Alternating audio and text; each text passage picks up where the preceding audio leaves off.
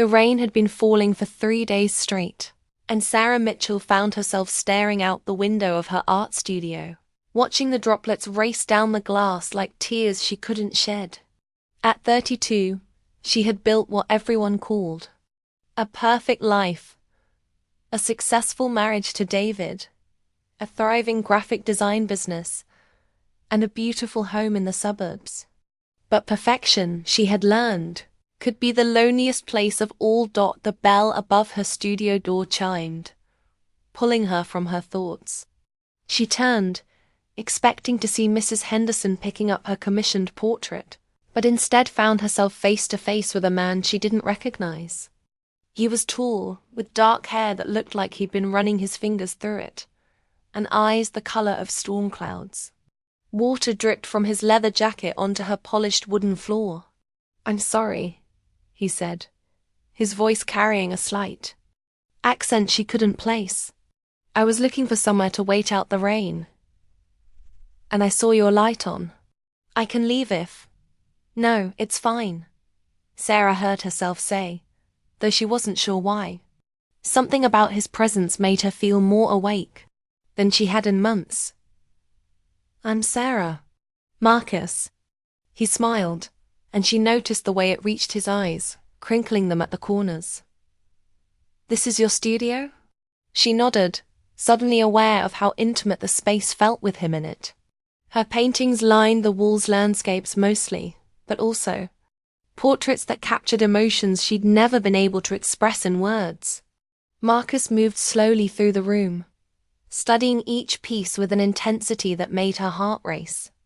"These are incredible," he said, stopping in front of a painting of a woman standing at the edge of a cliff, her hair whipping in the wind. "There's so much longing in her eyes." Sarah's breath caught. That painting had been her secret, a self-portrait. She'd never shown anyone, not even David. "How did you—" "I recognize the feeling," Marcus said softly, turning to look at her. That sense of standing on the edge of something, wanting to jump but being afraid of the fall. For a moment, they stood in silence, the rain continuing its steady rhythm against the windows. Sarah felt something shift inside her chest, like a door she'd kept locked for years suddenly creaking open. "Are you an artist too?" she asked, desperate to break the spell he seemed to be casting. "Musician," he replied. "I'm in town for a few weeks, working on some compositions.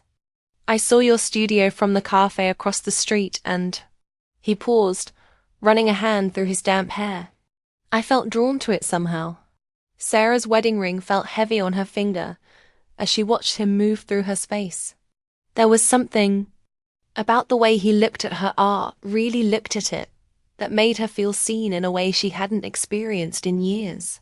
David appreciated her work, but he saw it as a business, a way to pay for vacations and nice dinners. Marcus saw the soul in it. "Would you like some coffee?" she offered, though she wasn't sure what she was really offering. "I'd like that very much."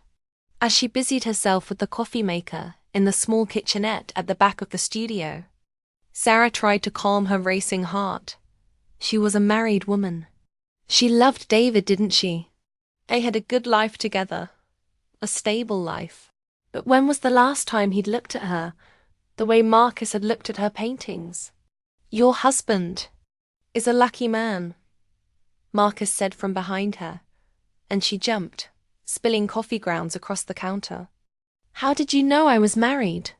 He gestured to her ring, and she felt heat rise in her cheeks. 15 years, she said, the words feeling strange in her mouth.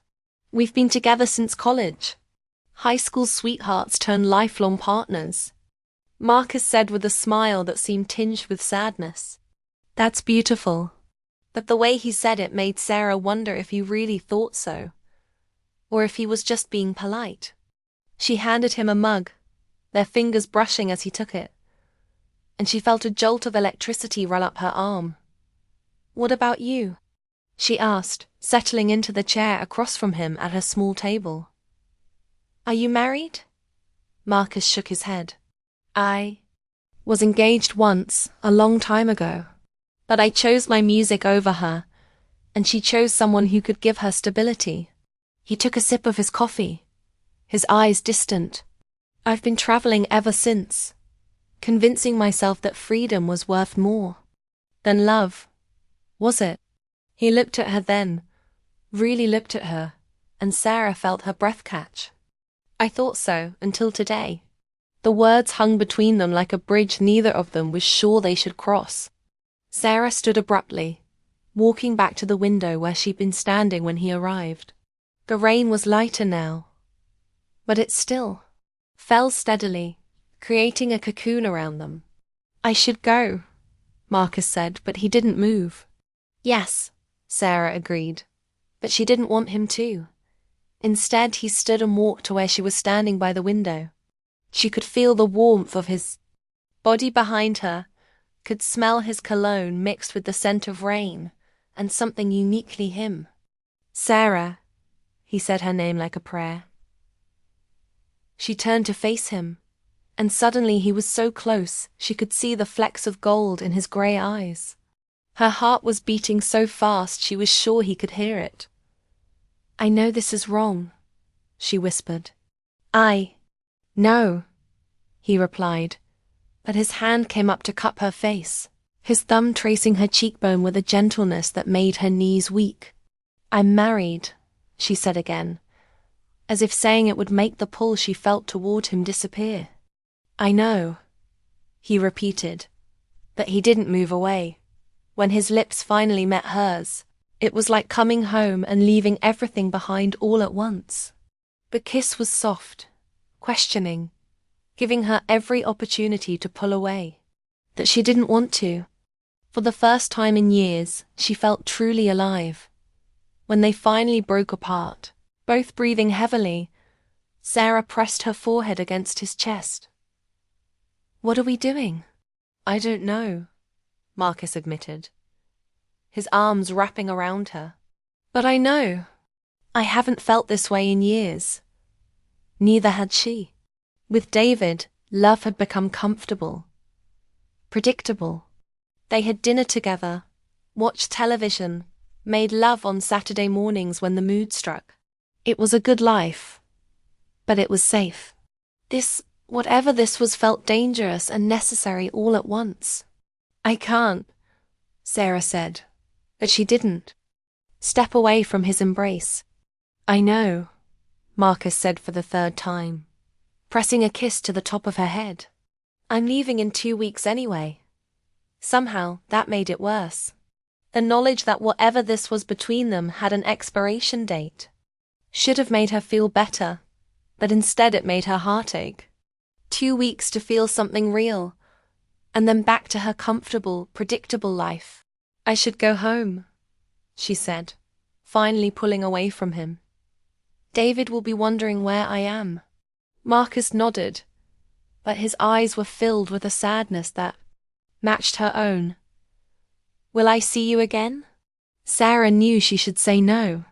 She should lock up her studio, go home to her husband, and pretend this afternoon had never happened.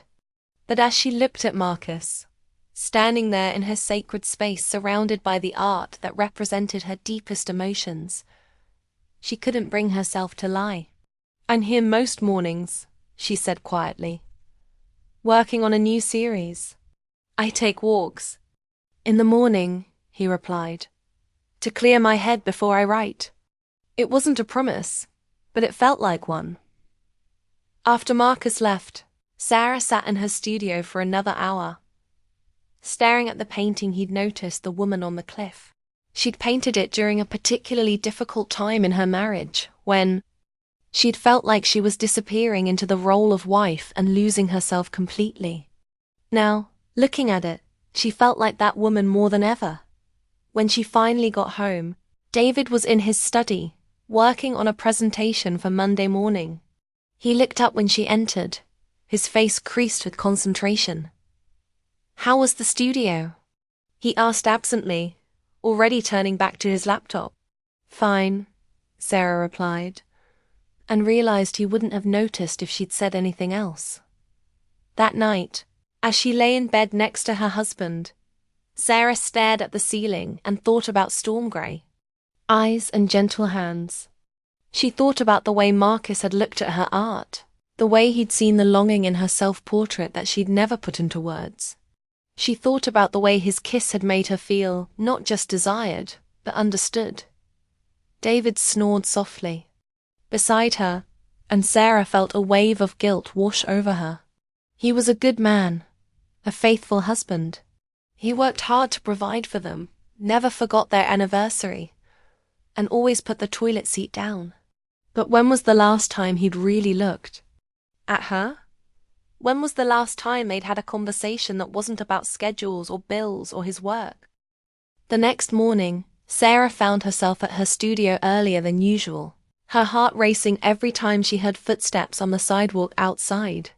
She tried to focus on her painting, a new landscape that was supposed to be about hope, but kept turning darker with each BRUSHSTROKE at 10:30. The bell chimed, and she looked up to see Marcus standing in the doorway, 2 cups of coffee in his hands and a croissant balanced on top of one.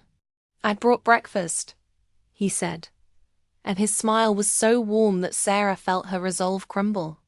"Thank you," she said, accepting the coffee. "You didn't have to. I wanted to," he interrupted gently. "I've been thinking about you all night." The honesty in his voice made her chest tight. "Marcus, I know," he said, settling into the chair across from her. "I know this is complicated. I know you're married, and I know I'm leaving. But I can't stop thinking about the way you looked at that painting yesterday. Like you were seeing yourself for the first time." Sarah took a shaky sip of her coffee. "Maybe I was." They spent the morning talking about art, about music, about the dreams they'd had when they were younger, and the compromises they'd made along the way. Marcus told her about the cities he'd lived in, the songs he'd written in hotel rooms and coffee shops. Sarah told him about the paintings she'd never shown anyone, the ones that were too personal, too revealing. "Show me," he said when she mentioned them. Sarah hesitated, then walked to a locked cabinet in the corner of her studio. Inside were canvases she'd been working on for months, abstract pieces that somehow captured the emptiness she felt in her marriage, the longing for something more, the fear that she was wasting her life being who everyone expected her to be, instead of who she really was. Marcus studied each one carefully, his expression growing more intense with each piece. When he reached the last one, a swirl of blues and greys that somehow conveyed the feeling of drowning, he turned to her with tears in his eyes. "My God, Sarah," he whispered. "They're heartbreaking and beautiful and so incredibly honest. No one had ever responded to her work like that. No one had ever seen so deeply into what she was trying to express." Sarah felt tears prick her own eyes. "David thinks they're too depressing," she said. "He says I should paint happier things, things that will sell." "David's wrong," Marcus said firmly. "These are your truth, and your truth is beautiful." When he kissed her this time, it was different from the day before. Less tentative, more desperate. Sarah kissed him back with 15 years of pent-up longing, 15 years of feeling unseen and unheard. His hands tangled in her hair, and she pressed closer to him, wanting to memorize every detail of this moment. "I'm falling in love with you," he whispered against her lips. "Don't," Sarah said, but she was crying now. "Please don't." "Too late," he said, wiping her tears with his thumbs. "I think I started falling the moment I saw that painting of the woman on the cliff." Sarah closed her eyes, leaning into his touch. "This is going to destroy me." "I know," he said, and she could hear the pain in his voice. "It's going to destroy me too." But neither of them pulled away. For the next week, they met every morning. Marcus would bring coffee and pastries from the cafe across the street, and They would talk and laugh and steal kisses when the longing became too much to bear. Sarah painted with an intensity she hadn't felt in years, and Marcus composed music that seemed to pour straight from his soul. "Play something for me," she asked one morning. Noticing the notebook he always carried, Marcus hesitated, then pulled out a small keyboard he'd started bringing with him. He played a melody that was hauntingly beautiful, full of yearning and hope and heartbreak all at once. "It's called The Artist's Eyes," he said when he finished. "I wrote it about you." Sarah felt her heart shatter and soar at the same time. "It's beautiful. So are you," he said. And the way he looked at her made her believe it. That afternoon, David called to say he'd be working late again, and Sarah felt a familiar pang of loneliness. But this time, it was different. This time she had Marcus's words echoing in her mind, his music filling her heart. "I have to tell you something," she said when Marcus arrived the next morning. "I'm not happy in my marriage." It was the first time she'd said it out loud, and the words felt both terrifying and liberating. "I know," Marcus said gently. "I can see it in your paintings." "I've been unhappy for years," Sarah continued, the words tumbling out now that she'd started. "David's a good man, but we've grown apart. We're like roommates who happen to share a bed. I can't remember the last time we really talked, really connected." "Have you told him how you feel?" Sarah laughed bitterly. "I've tried. He always says we're fine, that I'm being dramatic. He thinks if we have a nice house and take nice vacations, that should be enough. That it's not enough for you." "No," Sarah whispered. "It's not." Marcus took her hands in his. "What do you want, Sarah? If you could have anything in the world, what would you want?" She looked at him, this man who had walked into her life like a storm and turned everything upside down, and knew her answer. "I want to feel alive again. I want to be with someone who sees me, really sees me. I want to create art that matters, not just pretty pictures that match people's furniture." "You could have that," Marcus said. "You could come with me." The words hung in the air between them like a challenge. Sarah felt her heart racing, felt that familiar sense of standing on the edge of a cliff. "I can't," she said automatically. "Why not?" "Because I'm married. Because I have a life here. Because you're scared." Marcus finished gently. Sarah pulled her hands away from his, standing up and walking to her easel. "Yes," she admitted. "I'm terrified." "I'm scared too," Marcus said, following her. "I've spent the last 10 years avoiding anything that felt like it might tie me down. But with you, I want to be tied down. I want to build something real." "You're leaving in a week," Sarah said, not turning around. "I could stay." "No," Sarah said firmly. "I won't let you give up your dreams for me. I won't be the reason you stop traveling, stop creating. And I won't let you give up your dreams for a marriage that's slowly killing your spirit," Marcus replied. They stood in silence for a long moment, the weight of impossible choices hanging between them. "What if we had met 10 years ago?" Sarah asked finally. "We didn't," Marcus said. "We met now, when you needed to remember who you are, and I needed to remember that some things are worth staying for." That night, Sarah sat in her kitchen, staring at the divorce papers she'd printed out, but couldn't bring herself to fill out. David was in his study again, working on another presentation. She could hear him typing, the sounds steady and rhythmic. Like a heartbeat. She thought about their early years together, when they'd been young and full of dreams. David had wanted to be a novelist then, and she'd dreamed of having her own gallery. Somewhere along the way, they'd both settled for safer paths, and somehow that safety had become a cage. "David," she said, appearing in the doorway of his study. He looked up, his face tired. Hey, hun. I'm almost done with this. We need to talk. Something in her tone must have gotten his attention, because he closed his laptop and turned to face her. What's wrong? Sarah took a deep breath. I'm not happy. David frowned. What do you mean? Did something happen at the studio? I mean, not happy in our marriage, Sarah said, forcing herself to meet his eyes. I haven't been happy for a long time. David's expression shifted from confusion to concern. Sarah, where is this coming from? We're fine.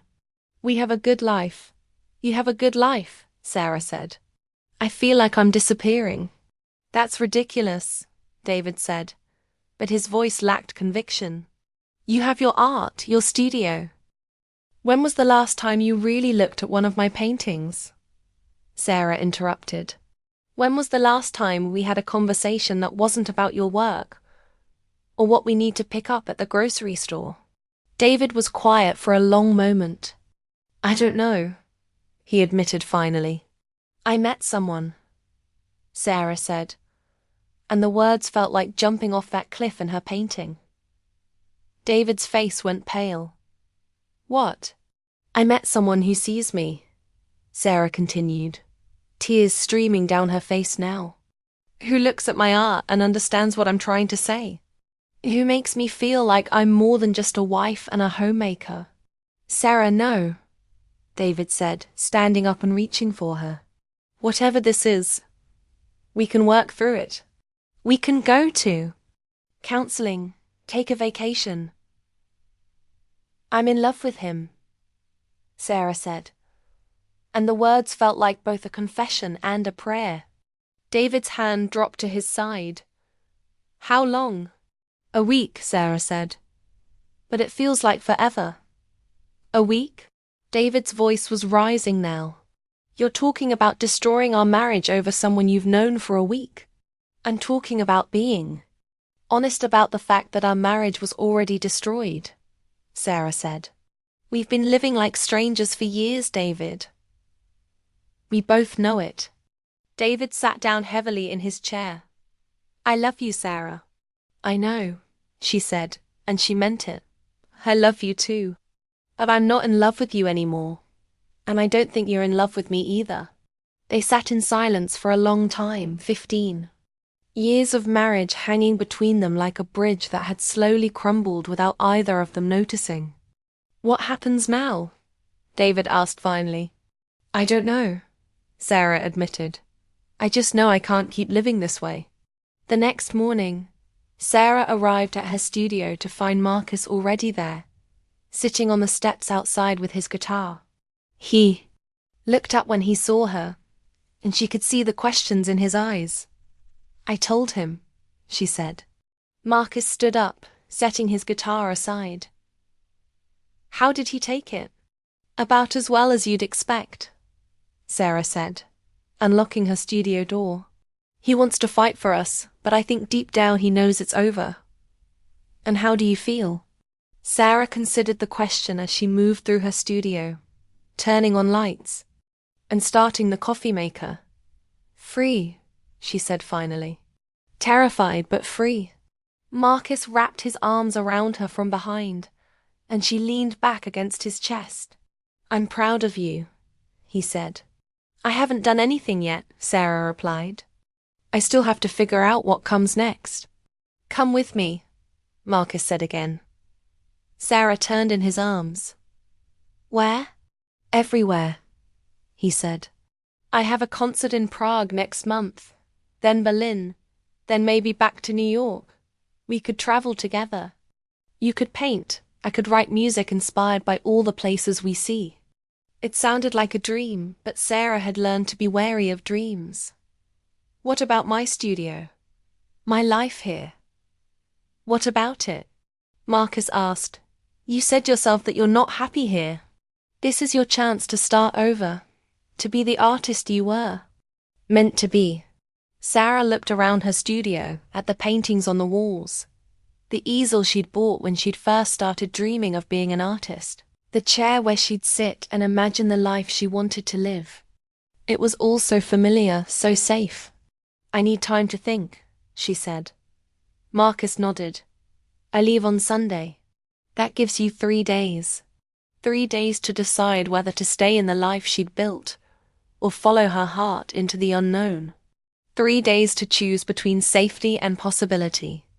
That evening, Sarah sat in her studio long after Marcus had left, staring at the painting of the woman on the cliff. She'd painted it during one of the darkest periods of her marriage, when she'd felt like she was suffocating.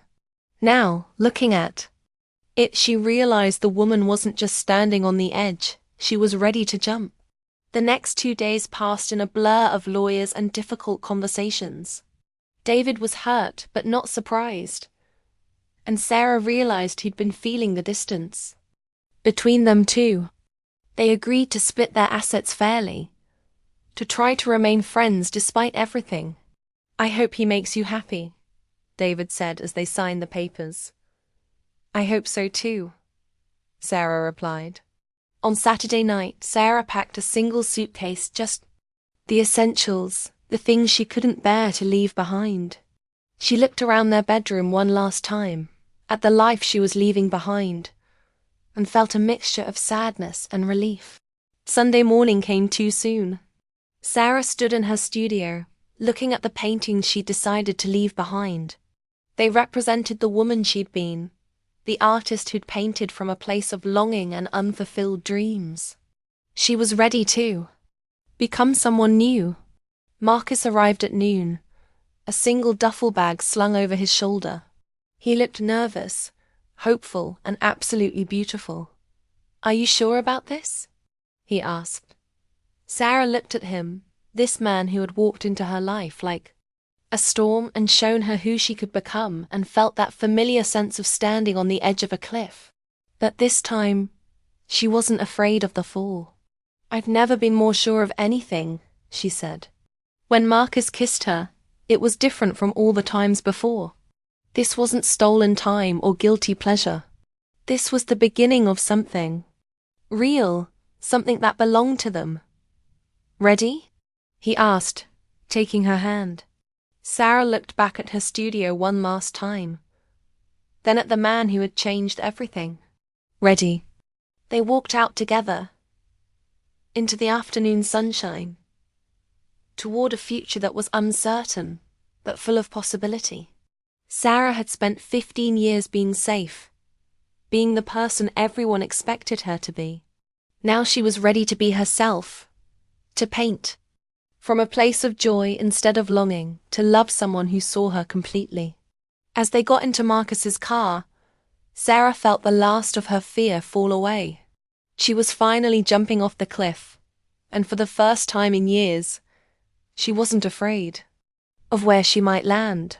The woman in the painting had finally found her courage, and Sarah Mitchell had finally found her way home.